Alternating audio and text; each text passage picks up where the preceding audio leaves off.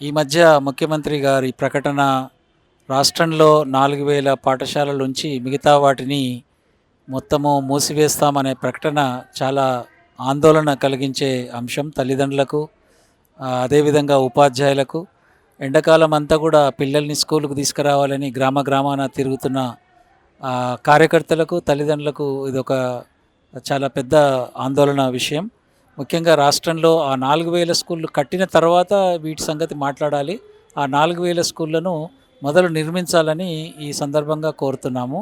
అదేవిధంగా మూసివేస్తాము అనే దానివల్ల పిల్లలు చాలామంది విద్యకు దూరం అవుతారు. వారి ఆవాసాల ప్రాంతాల్లో స్కూల్స్ ఉండకపోవడం వల్ల, బస్సులు పెట్టడం వల్ల కూడా బస్సులతో జరిగేది ఏమీ లేదు. ఇప్పటికే బస్సులు అందుబాటులో లేవు పిల్లలకు.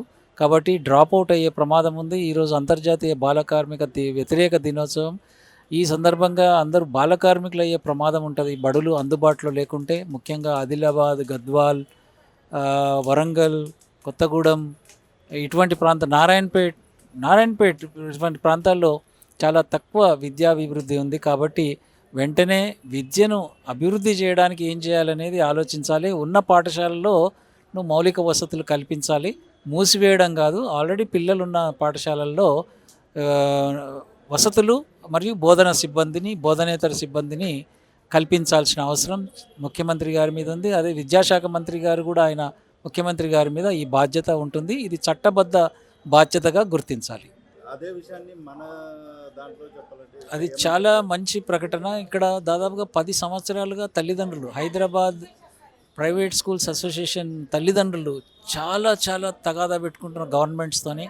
ఒక దశలో ఒక చర్చ కూడా వచ్చింది, ఒక కమిటీ వేశారు. ఆ కమిటీ వేసింది, అది కూడా షెల్ఫ్లోకి వెళ్ళిపోయింది.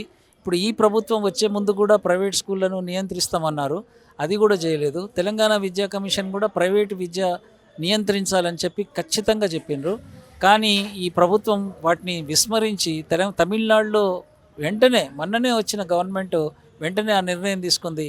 ఈ గవర్నమెంట్ నిర్ణయం తీసుకోకపోగా ప్రభుత్వంలో ఉన్న పెద్దలందరూ పోయి ప్రైవేట్ స్కూళ్ళను ఇనాగ్రేట్ చేస్తున్నారు. అది చాలా పొరపాటు. అది ప్రైవేట్ స్కూళ్ళ వల్ల చాలా భారం, పేద తల్లిదండ్రులకు చాలా భారం ఉంది. ఆ పైసలు కట్టలేక అప్పులు చేసి ఇది అమ్మి కడుతున్నారు. కాబట్టి ప్రభుత్వం వెంటనే తమిళనాడు తరహాలో ఇక్కడ చట్టాన్ని తీసుకురావాల్సిన అవసరం ఉంది. గవర్నమెంట్కి ఏం చెప్పదు?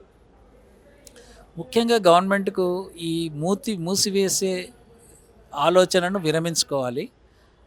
గ్రామాల్లో, జిల్లాల్లో, పట్టణాల్లో ఆల్రెడీ పిల్లలు ఉన్నారు, వసతులు లేవు. అటువంటి వాటిని బాగా చేయాలి. అదేవిధంగా ఈ 4000 స్కూళ్ళను కట్టినాక తర్వాత మాట్లాడాలి మూసివేయాలనా లేదా అనేది. మొదలు ఈ 4000 స్కూళ్ళను మీరు అనుకున్నట్టుగా ప్రీ స్కూల్ నుంచి ఇంటర్ వరకు ఏర్పాటు చేయమని మేము కోరుతున్నాం.